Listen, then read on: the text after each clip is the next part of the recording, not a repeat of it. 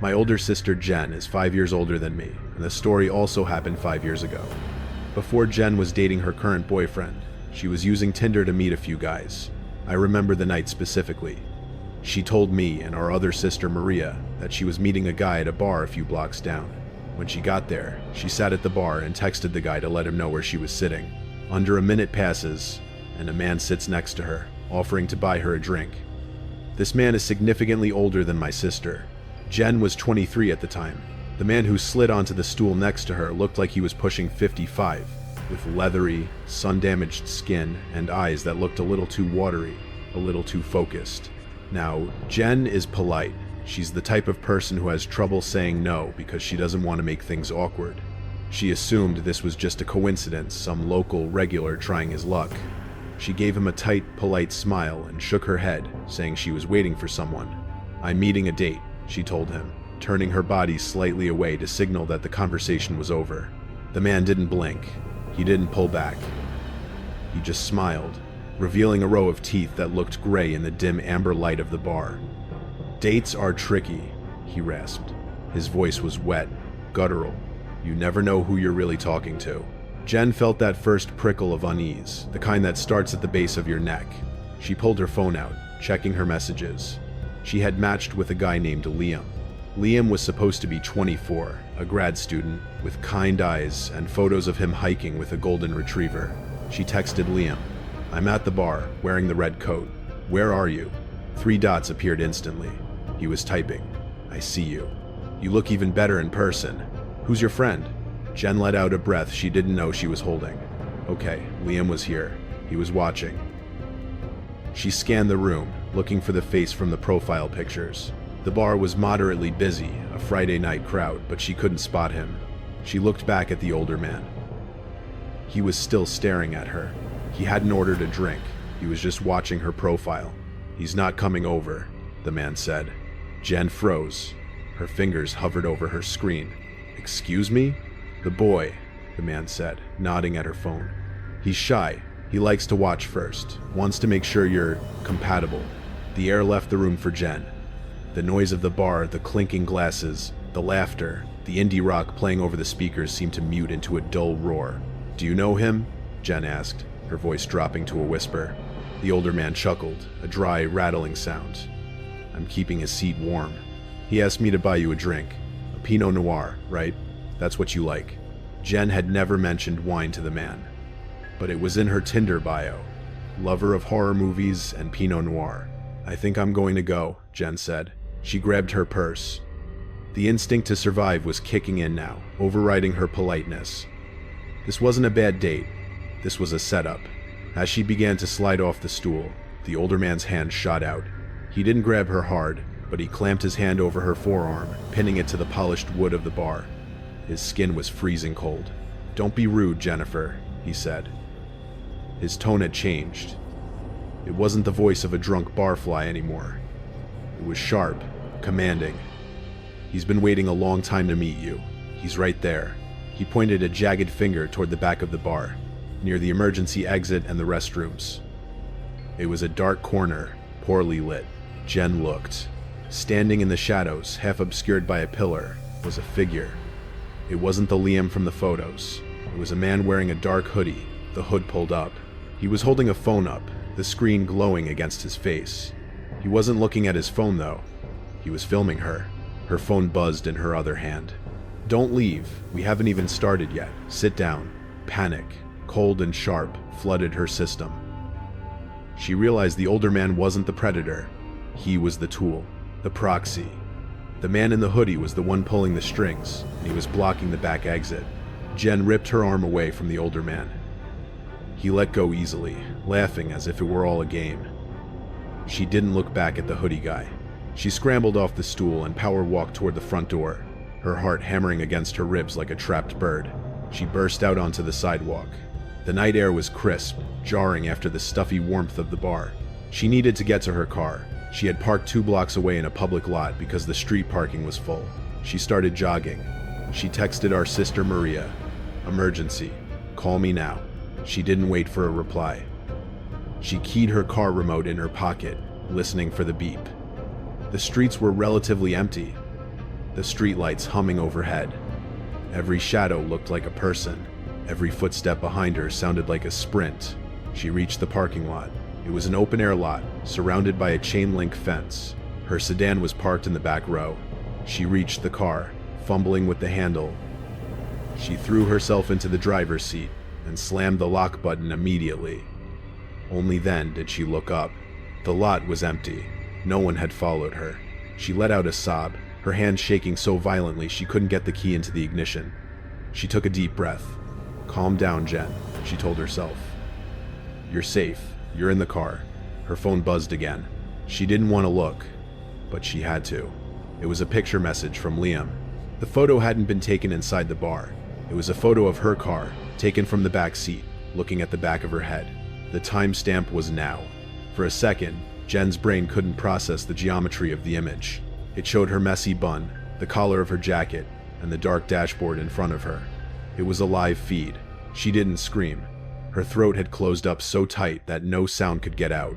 Instead, she threw her body violently against the driver's side door, fumbling for the handle, practically falling out of the car onto the asphalt. She scrambled backward, scraping her palms on the gravel, her eyes fixed on the rear windows of her sedan. They were tinted factory standard, but in the dark parking lot, they looked like abysses. She expected the door to fly open. She expected the man in the hoodie to crawl out, knife in hand. But nothing happened. The car sat there, idling quietly, the engine humming a low, steady rhythm. Jen grabbed her phone, her fingers shaking so bad she almost dropped it, and hit the call button for the police.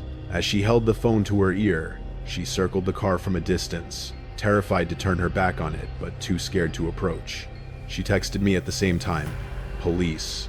Parking lot. Now." When the dispatcher answered, Jen was hyperventilating. "There's someone in my car," she choked out. "He's in the back seat." But even as she said it, logic began to bleed through the panic. If he was in the back seat, why hadn't he grabbed her? Why send the photo? Why give away the element of surprise? She crept closer, emboldened by the siren wail starting to echo in the distance. She used the flashlight on her phone, shining it through the rear window.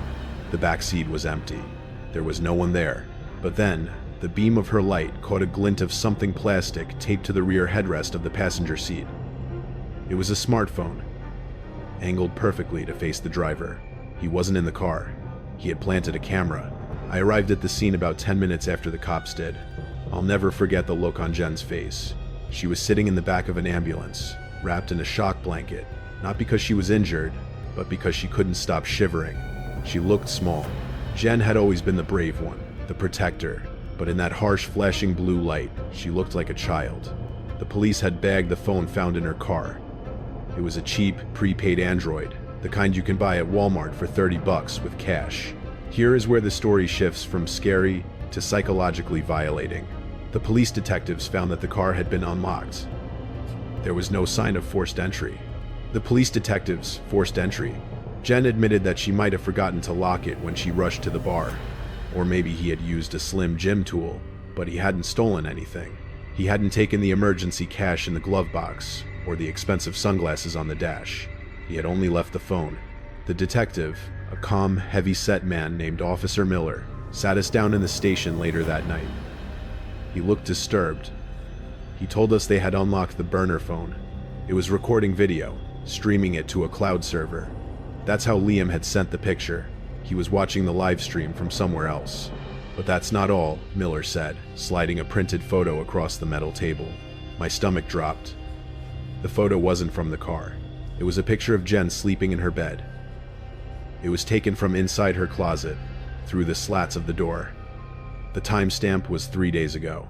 He didn't just meet you tonight, Jennifer, Miller said softly. He's been in your apartment. We found out later that the older man at the bar, the proxy, came forward after seeing the news report about a stalker in the area. He wasn't an accomplice. Not really. He was a homeless man who hung around the downtown area. He told police that a guy in a hoodie had given him $50 and a script. He was told it was a prank on a girlfriend. He was told exactly what to say to freak her out. The man in the hoodie, the real predator, had orchestrated the entire night like a theater director. He wanted Jen to feel unsafe at the bar. He wanted her to run to her car. He wanted her to feel that rush of safety when she locked the doors. only to strip it away with a single text message. It wasn't about assault, it was about power. It was about terrorizing her. We moved Jen out of her apartment the next day. I stayed with her for 3 months. We put extra locks on the doors, installed cameras, and she deleted all her social media. The police tried to trace the cloud server where the video was streamed, but it was a dead end. VPNs, encrypted servers, whoever this guy was. He was tech savvy. We never found Liam. But the scariest part, the part that keeps me up at night, happened 2 years later. Jen had finally started to move on. She was living in a different state, dating a nice guy named Mark. I went to visit them for Thanksgiving. We were having a few drinks, laughing, trying to forget the past. Jen went to the bathroom, and while she was gone, her phone chimed on the coffee table. I wouldn't have looked, except the screen lit up, and I saw the notification preview. It was an email from an anonymous address. No subject line. Curiosity got the better of me. I unlocked her phone, I knew her passcode, and opened it. There was no text in the email, just a blurry attachment. I opened the image. It was a photo of Jen and Mark, taken through the window of the living room we were currently sitting in. Taken, presumably, 5 minutes ago. And below the photo, a single line of text. I liked the red coat better. I looked at the window. The blinds were open just a crack. Beyond them was total darkness. I realized then that the silence of the night wasn't empty. It was waiting. He hadn't stopped. He was just patient.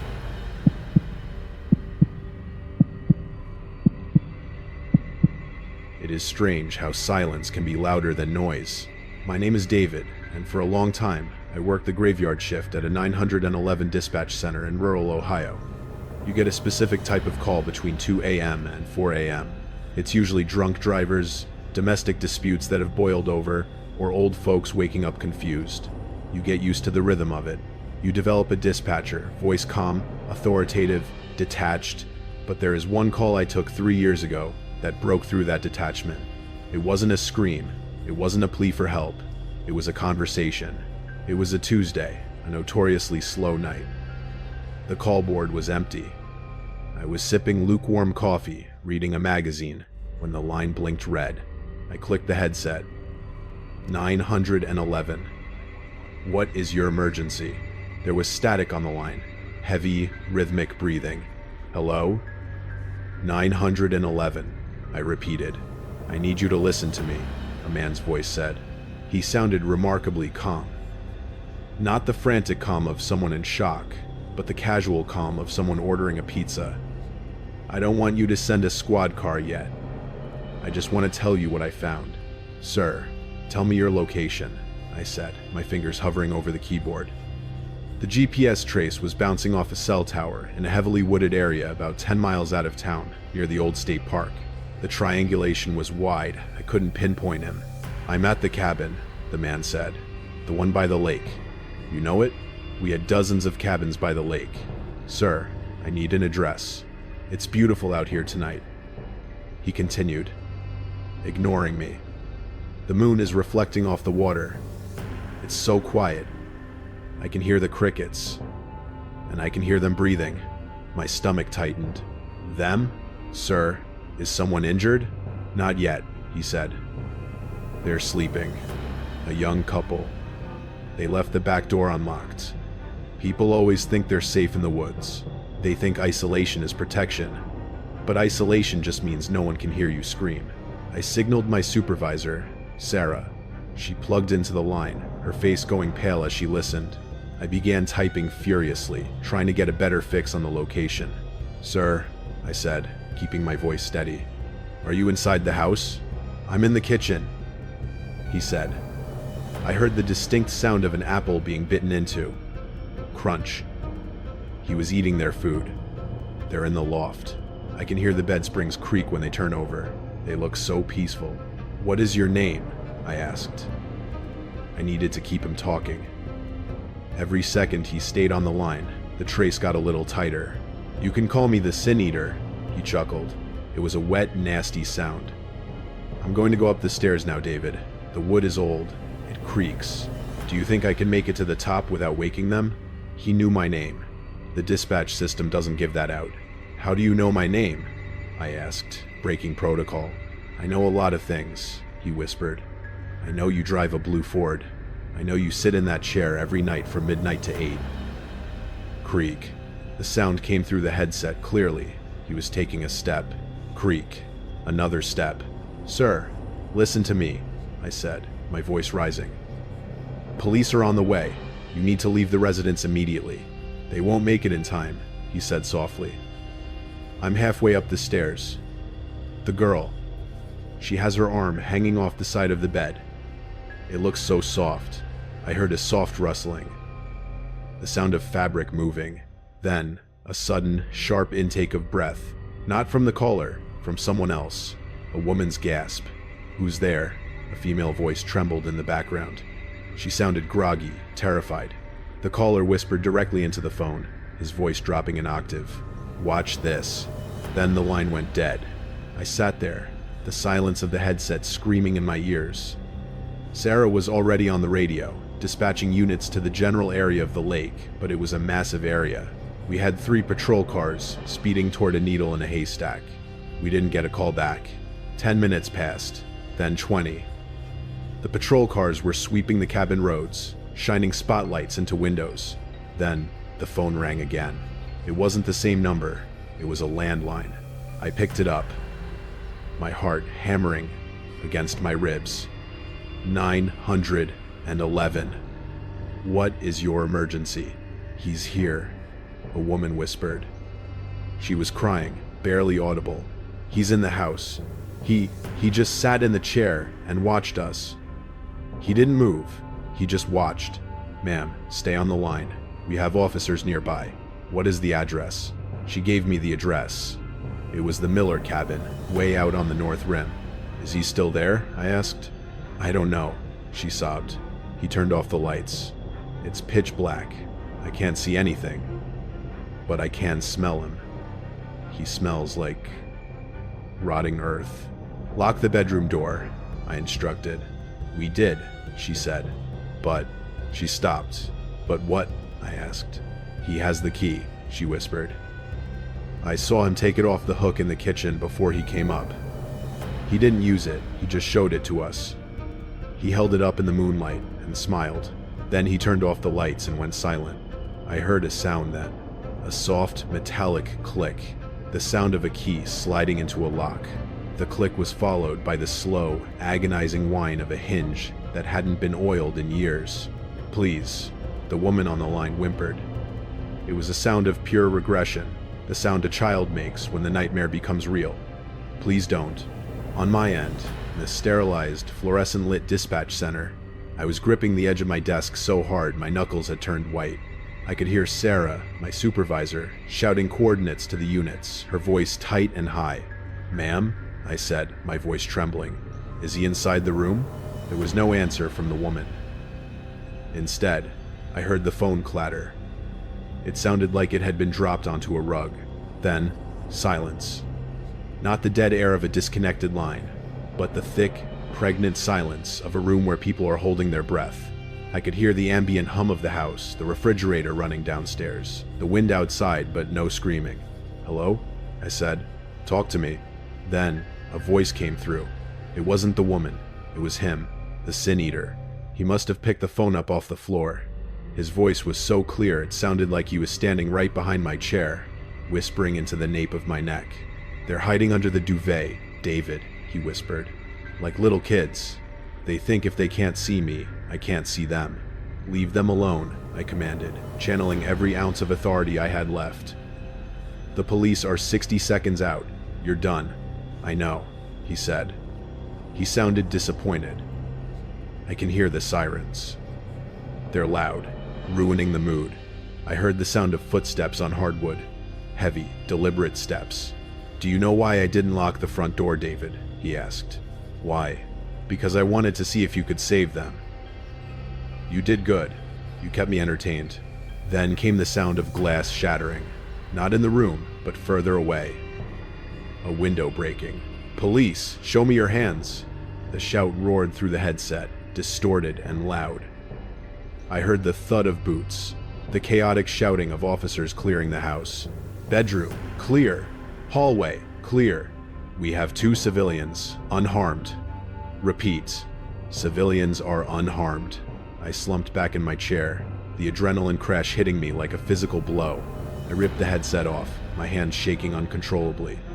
Sarah walked over and put a hand on my shoulder. She didn't say anything. She didn't have to. We both knew how close that had been. The police report filed later that morning was baffling. The officers had arrived to find the couple, a young pair of newlyweds named Jessica and Mike, huddled in the bed, traumatized but physically untouched. The window in the hallway had been smashed from the inside. The intruder had jumped from the 2nd story into the bushes below and vanished into the dense woods of the state park. K9 units lost his scent at the creek, but it was what they found in the kitchen that made me quit my job 2 weeks later. On the kitchen table, the intruder had laid out a display. He had taken all the knives from the block and arranged them in a perfect circle. In the center of the circle was a driver's license. It wasn't Jessica's. It wasn't Mike's. It was mine. My old license, the one I had lost or thought I had lost at a gas station 3 towns over, 6 months prior. He hadn't just found my name because of the call. He had been carrying my ID with him. He had been waiting for a reason to call me, specifically. The break-in, the terrorizing of that couple, the phone call, it was all a performance, performed for an audience of 1. I moved out of state a month later. I live in a city now, somewhere loud, somewhere with lights that never go out, but sometimes, when the street noise dies down around 3 a.m., I lie awake and wonder if he's still out there, holding on to something else of mine, waiting for the right moment to make another call.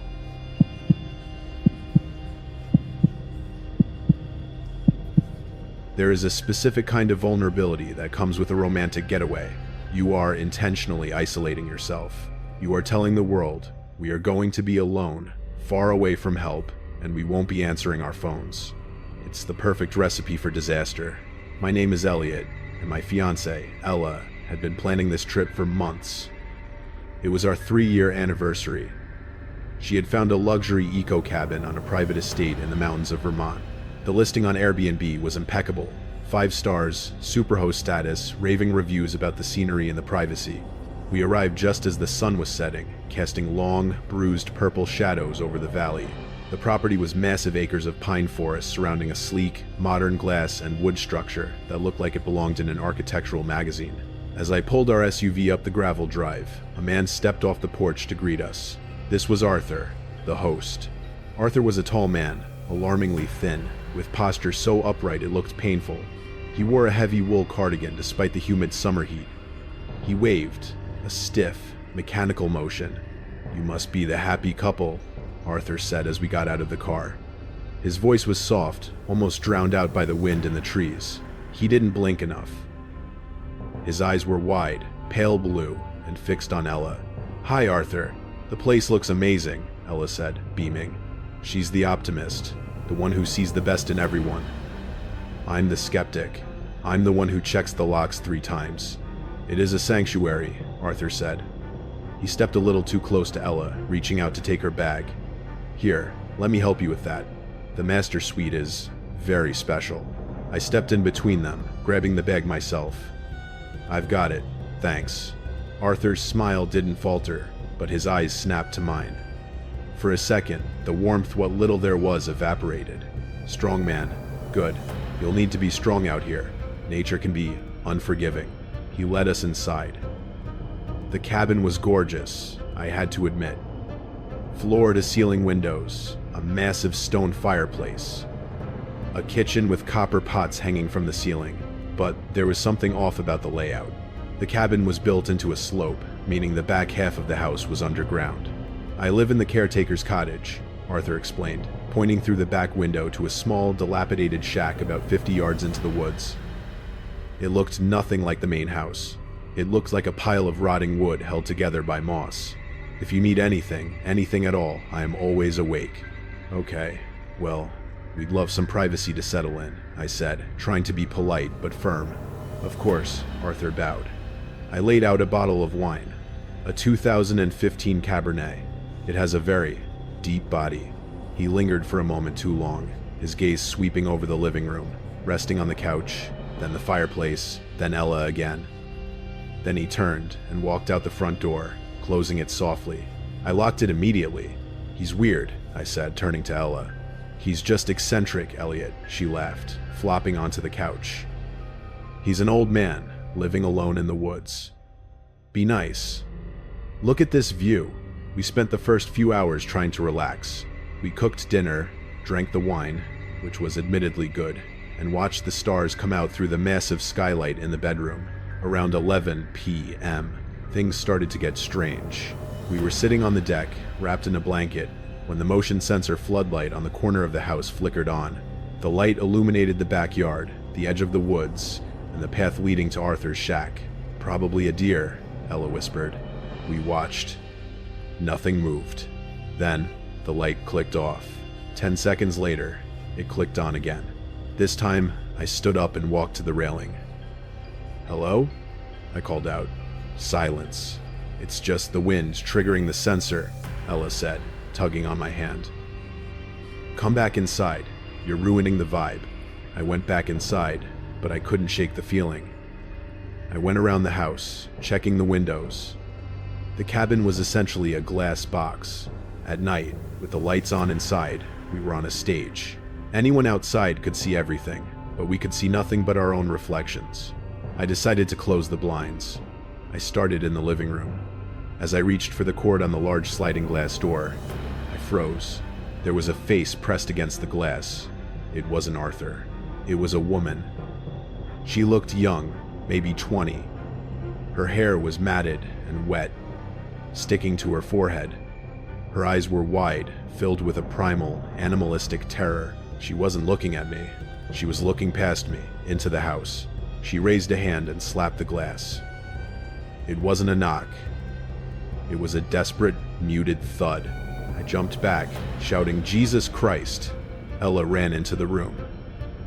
"What? What is it?" "There's someone out there," I pointed. But when I looked back, the glass was empty. The woman was gone. "Elliot, stop it," Ella said, her voice trembling. "You're scaring me. There's no one there. I saw her, Ella. A woman. She looked hurt." I grabbed a heavy flashlight from the emergency kit by the door and unlocked the slider. "Elliot, don't go out there," Ella screamed. "I have to check," I said. "If someone is hurt." I slid the door open and stepped out onto the deck. The air was thick with the smell of pine and damp earth. I swept the beam of the light across the yard. Nothing. Just the trees swaying in the wind. I was about to turn back when I saw it. On the glass of the door, right where the face had been, was a smudge. A greasy smear of forehead and nose. And below it, a handprint. It was on the inside of the glass. My blood ran cold. I stared at the print. It was small, delicate. "Ella," I whispered, backing into the house. "Ella, get your keys." "Why?" She was crying now. "What is it?" "The print," I said, my voice cracking. "It's on the inside." She wasn't looking in. She was looking out. We weren't alone in the house. And that's when the power cut. When the power cut, the silence that followed wasn't empty. It was heavy. It pressed against my eardrums. The cabin, previously a beacon of warmth and light, instantly transformed into a tomb. The only light came from the dying embers in the fireplace, casting long, dancing shadows that looked too much like grasping fingers. "Elliot," Ella whimpered, her hand gripping my arm so hard her nails dug into my skin. The doors, the smart locks. I realized it immediately. The front door and the sliding deck door were controlled by a high-end electronic security system. Without power, the magnetic seals engaged. It was a fail-safe feature designed to keep people out, but now it was keeping us in. I fumbled for my phone, turning on the flashlight. The beam cut through the darkness, illuminating the dust motes dancing in the air. "We need to find a manual override," I whispered, sweeping the light across the room. That's when I heard it. A soft, rhythmic scratching. Scritch, scritch, scritch. It wasn't coming from outside. It was coming from the wall behind the fireplace. "He's inside," Ella breathed, her voice barely audible. "Oh my God, Elliot, he's inside with us." I grabbed the heavy iron poker from the fireplace tool set. "Stay behind me." I moved toward the sound. The wall was made of rough-hewn stone, rustic and solid. But as I got closer, the scratching stopped. Then, a voice spoke. It was muffled, coming from behind the stones. "Run." It was a woman's voice, the same woman I had seen in the reflection. I noticed a slight seam in the stonework, a shadow that didn't look right. I jammed the poker into the gap and pried with everything I had. There was a metallic pop, and a section of the wall, a hidden door disguised as the chimney breast, swung inward with a groan. The smell hit us first. Stale air, unwashed bodies, and bleach. My flashlight beam revealed a narrow corridor running parallel to the living room. It was the underground portion of the house Arthur had mentioned. It wasn't a foundation. It was a viewing gallery. Along the wall of the corridor were small, rectangular slits at eye level. I looked through one. I could see the couch where we had been sitting. I could see the kitchen island. We had been watched the entire time. Every sip of wine, every conversation, every kiss. But the corridor wasn't empty. Huddled in the corner, shielding her eyes from my light, was the woman. She was wearing a tattered dress that looked like it had once been expensive. Her skin was pale, almost translucent. "You have to break the glass," she croaked, her voice dry and cracked. "The walls are soundproof. The doors won't open. He controls the power from the cottage." "Who is he?" I asked, pulling her to her feet. She was light, terrifyingly frail. "Arthur," she whispered, "but that's not his name. He calls himself the Curator." Suddenly, the house floodlights, the ones outside, blazed to life. The sudden brightness was blinding. We were exposed. I looked out the massive glass wall of the living room.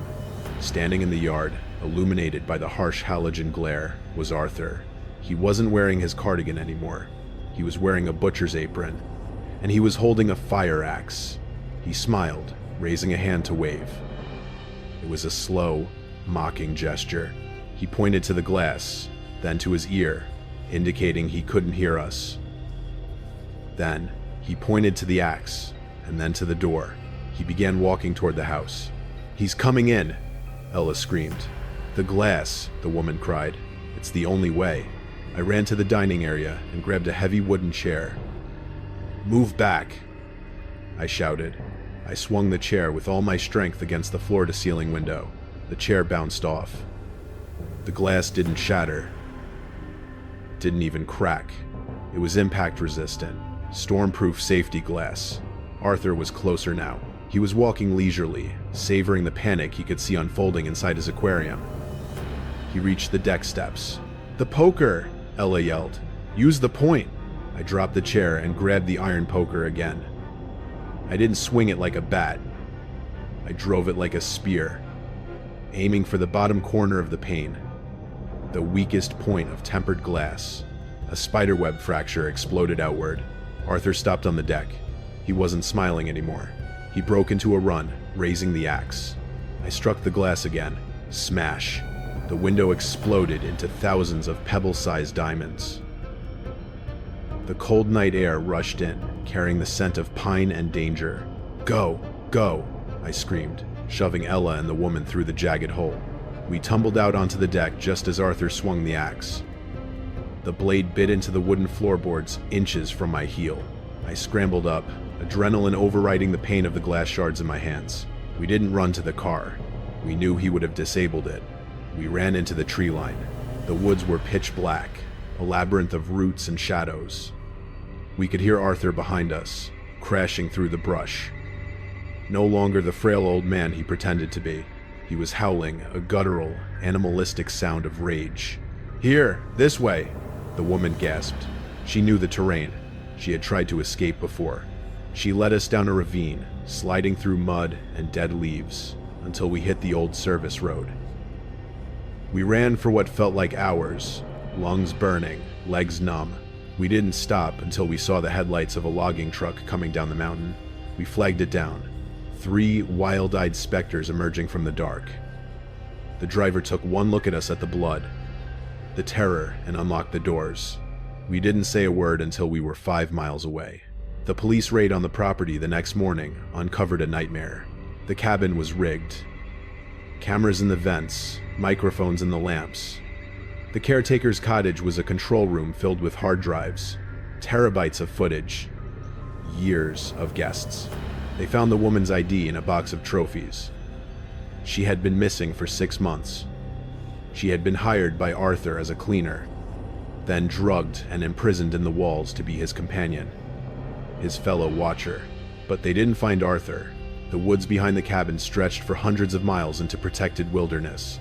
He had vanished into the terrain he knew better than anyone. We tried to move on.